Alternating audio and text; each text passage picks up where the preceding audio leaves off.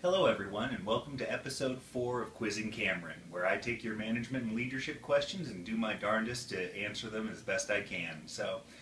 I did want to let everybody know and reiterate that I will answer every single question that is posted to me.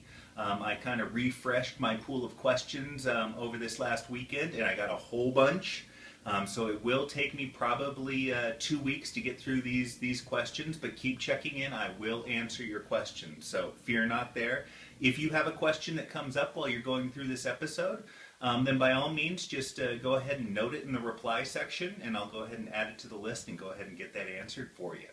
So without further ado, let's go ahead and dive in. Our first question comes from Dallas, who had a great profile pic, by the way.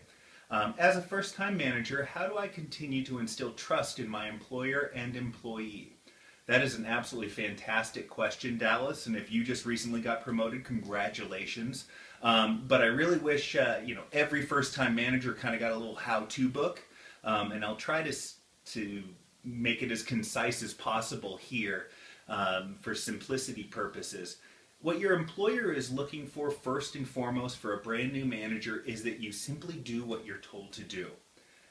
There will be lots of time down the road for you to ask clarifying questions and take things in different routes and kind of put your own stamp on your management and leadership style. But first and foremost, what you need to focus on, because you have a whole lot on your plate right now, is taking the direction from your leadership and applying it as quickly and as best as you can. Now, what I meant by clarifying is you do need to clarify with your leader what it is that they want to accomplish and make sure that you're clear on that so that you can exercise it well. But first and foremost, you need to go ahead and handle what it is that they've put on your plate. Now, what your employees are looking for from you to go ahead and keep that respect going is they are looking for priorities and they are looking for communication. If you give your team the set of priorities of what they're supposed to do in what order and what is most important at a particular time, and if you're communicating generally about the goals of the organization, the troubles that they might be facing, all of those things, if you're communicating well and prioritizing well, then you are ahead of most leaders that are out there right now. So do what your leadership says first and foremost, keep that in the front of your mind, and then focus on priorities and focus on communicating with your team. That will keep the respect going between you and those above you and below you in the hierarchy. Our next question comes from Scott, and it is, I have a problem with other managers who treat assistant managers more like assistants as opposed to the managers in training they actually are. Scott, my first comment is good. I'm glad you have that problem because I can't stand it when people do that as well. What I always recommend is it's tough to get through to peers in particular because you don't often have the authority or perceived authority in a particular area to get your point across to them. So the best way is to show them. What I want you to do, Scott, is make your program, how you deal with your assistant managers, as the template for how the program should go. So what I want you to do is I want you to empower them. I want you to give them special projects. I want you to give them the chance to really show their stuff. And when you do that, you can show to your peers how much easier your life is.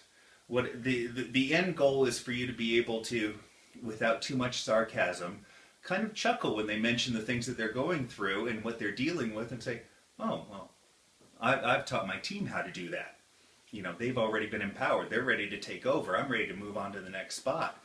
And that's kind of the third thing I wanted to mention to you, Scott, is this is an opportunity. Quite frankly, the other managers, your peers, are weaker if they're not utilizing their assistant managers to their fullest. They aren't getting the most out of their team. So if you're getting the most out of your team, odds are you're performing better than they are. And that presents itself an opportunity, selfishly. However, unselfishly, try to show your program and how you deal with your assistant managers as the template for the organization. And that should serve you very well, Scott. Great question. Our next question is kind of a double one from Liz and Travis. They both asked kind of the same question, and that is, how do you handle a low performer who thinks she's doing everything right? That is an absolutely stupendous question, and one that if you're in management and leadership for very long, you're going to come across quite often. The easiest way is if you're in an organization where there's some sort of metrics or numbers that you can report on, the easiest way is to start making those public in some way, shape, or form. I've done this before in a call center environment that I was overseeing, and we simply used employee numbers. And that kept it anonymous, but allowed you to identify where you were at if you were a particular employee. And we took, sales conversion, sales amount, a few of the key metrics, and posted them up on the board. And I can assure you it was eye-opening for these employees who think that they are absolutely amazing. They won't take direction from you at all. They go their own route, do their own thing, and are difficult to manage, and gives them kind of a wake-up call, if you will. So that's the easiest way to tackle it, is to show them the metrics and show them where they stand in the hierarchy, because odds are they aren't the best. The other way to do that is, and you probably do this alongside metrics, is you set clear expectations of what the goals are. What do you want to happen? Do you have a certain threshold for sales per day? Do you have a certain threshold for conversions, for some other sort of metric that you have? Or is it a softer sort of situation where you don't have clear numbers necessarily, but it's certain outcomes? I think that you can dive at exactly what it is that you're looking to get out of it. And you set that expectation for them of what it is that you want to see, and you assure them that peers are actually meeting that expectation. And that can hopefully open them up for some critiquing. And what you want to do is you don't want to just, I think a hockey term is throwing it out on the ice like a dead octopus and just letting it sit there. You want to follow up with them and let them know that you are there to help them. So hopefully this is an opportunity where they open up and you're able to kind of step into that gap with them, so that you can really mentor them a little bit more and take on that management and leadership role. But that's the best way of handling low performers who think they're fantastic, is to try to show them in as nice a way as possible that they aren't quite as magnificent as they think they are. So our next question comes from Emma, and it's actually a follow-up question that I answered before, and it was in regards to deadlines. And what I had stated is that every single task that you give an employee should have consequences to it if those deadlines are not met.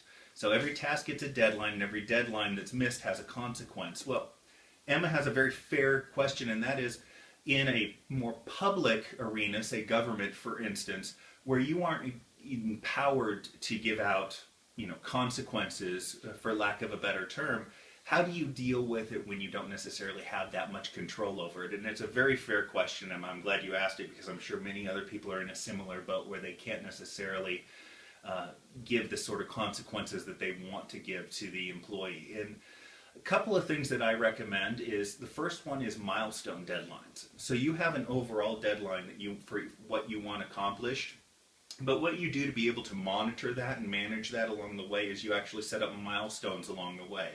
And for small tasks, this isn't necessarily applicable, because the task just needs to be completed. It needs to be completed in the next hour. So you don't want to be following up with them every 15 minutes to see how it's coming along, although that's a passive-aggressive sort of consequence for somebody who's not meeting their deadlines. But for larger projects, you can set those milestone deadlines, and that helps you keep it on track. It helps you mentor them. I want to say, micromanage them just a little bit. If they're having trouble meeting their deadlines, then they probably need that extra help, actually. The other thing that I always recommend is making things public whenever possible. That way they can't hide from their peers or from the deadline itself. They can't plead ignorance to it. So maybe if you have a whole bunch of things going on, you have, this is what the department is accomplishing today. We are doing A, B, C, and D. And you don't necessarily say who is, handling A, B, C, or D tasks today and is in charge of getting across the finish line. Maybe you do mention that. But if you can find a way to make it public what is going on in the department, and that can simply be so that everybody knows what's going on in the department, and it betters communication. And it allows co-workers to actually assist an individual if they start having a problem meeting that particular deadline. So that's my recommendation. Milestone deadlines along the way, and try to make it as public as possible. It's a tough spot to be in when you have an underperforming employee and you can't necessarily give out the consequences of that underperformance. But if you show it to everybody else, you can hopefully get that employee to come around. Best of luck, Emma, and thanks for the follow-up. Next question comes from Stacy, and it's, do you have any info on safety in the workplace?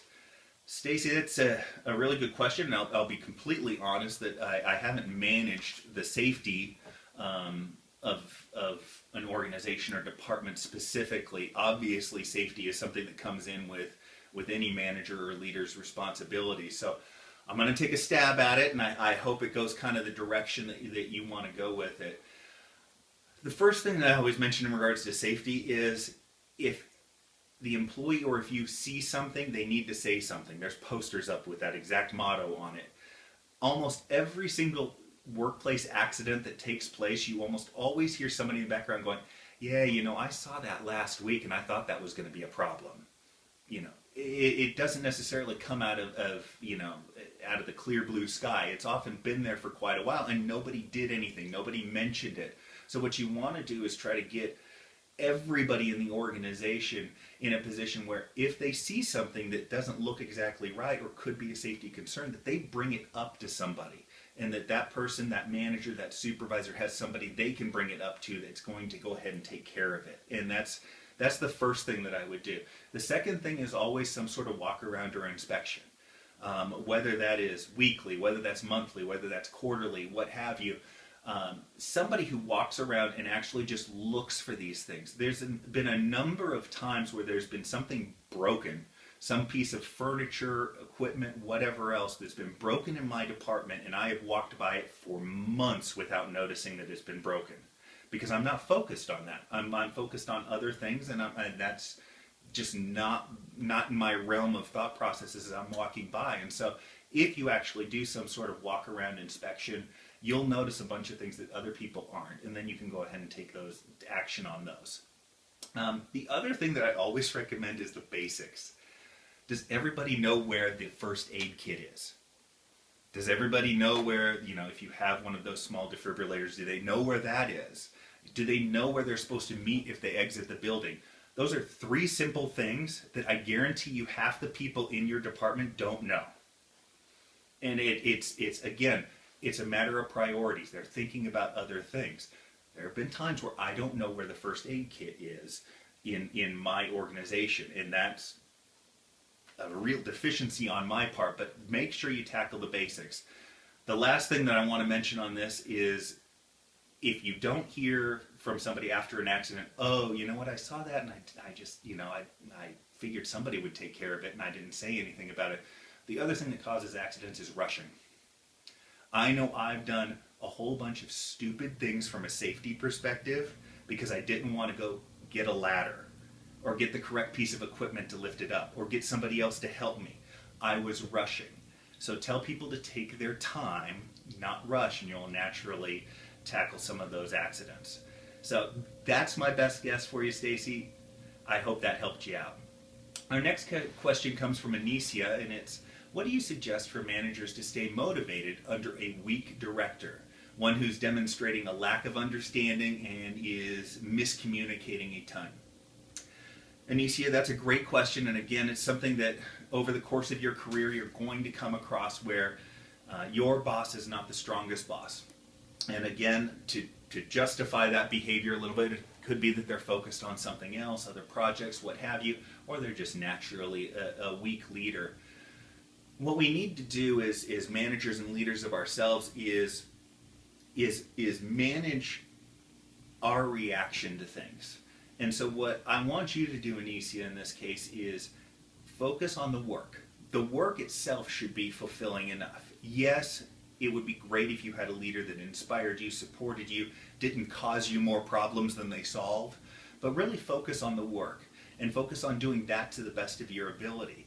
Along with that is focus on your team. You may not be able to help those that are above you, but you can certainly help those that report to you. So focus on your work and focus on your team and find your enjoyment and fulfillment there, and hopefully that counterbalances any frustration that you have with how you are being led. The third thing I recommend is that email is your friend. You mentioned in your question that there's a lot of miscommunication with your boss's superiors and peers, and then you have to come in and clean that up. Well, one way to put your boss to kind of task on that is if you have some sort of email trail. So your method of clearing that up with his or her superiors or peers is that you actually forward over the email where you described what was happening to your boss, and that kind of puts them on blast a little bit, and hopefully brings them around, but also shows that you've got your stuff together, and so you don't have to worry about there being this cloud of negativity surrounding you based on their behavior. So that's my best bet for you, Anicia. Good luck. Our last question today comes from Nancy, and it is, what do you do when so many chiefs have different opinions on merchandising? Nancy is clearly in retail, and I loved my experience in retail. I managed a footwear and apparel department, so I know all about that set design, that sort of thing. And what I always recommend is that when you get the biggest chief there, whether you have your store manager, your district manager, your regional manager, what have you, when the regional manager sets up the department or sets up a display, take a picture of it and throw it out to all the store managers or to your district manager, the person directly below them, so that they see the way that the regional manager is setting up the display. And hopefully that gives them a little bit of pause when they go in and make changes to it. You can always suggest that there's directives from the top in regards to displays when you have new lines come out, that sort of thing. There is often a way that they want it set up. And if you're not doing that, then you can go ahead and suggest that that takes place. But as anybody who's worked retail knows, a setup and a display only lasts for the first weekend, because then you sell out of all the tops, you sell out of all the shorts, you sell out of all the pants, you sell out of all the dresses, and all of a sudden you have to start juggling things around. And that's what I would communicate to your team is, it's an evolutionary process. The whole setup and merchandising is evolutionary, because as soon as you involve the public and as soon as you start selling things, it's going to need to change to keep the aesthetic the way that you want it to. So document, take pictures of the way that the chiefs are doing things, pass that along where appropriate, and then instill in your team that it is always something that's evolutionary. Every night you're probably going to have to change the way a few things look based on the sales of that particular day. So best of luck, Nancy. Well, that's going to close out this episode of Quizzing Cameron. Again, thank you so much, everybody who had questions. And if you do have a question, please feel free to respond down below and ask it, and I'll go ahead and get to it. But from sunny Las Vegas, I'm signing off for today. Thanks, and have a good one.